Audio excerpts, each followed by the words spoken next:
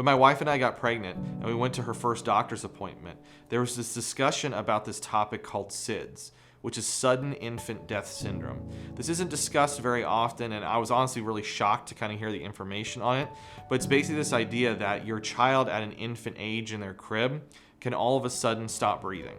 And it happens more often than you would think. It can be due to a blanket in the bed that kind of suffocates them. Too fluffy of a mattress, they were saying, could do it.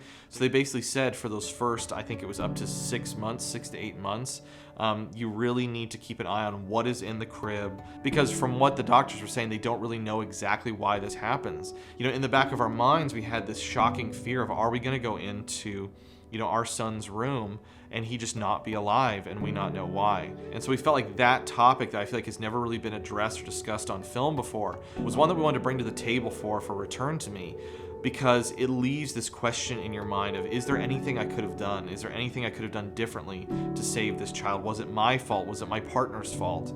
And so that became kind of the crux for Kelli and her struggling with depression and the guilt that she is living with is, you know, what did I do wrong? What did my husband do wrong? So I hope Return to Me is this window into what people go through with tragedies like this and ultimately trying to find hope and reconciliation. And so how do we come alongside each other and build each other back up when these types of tragedies hit?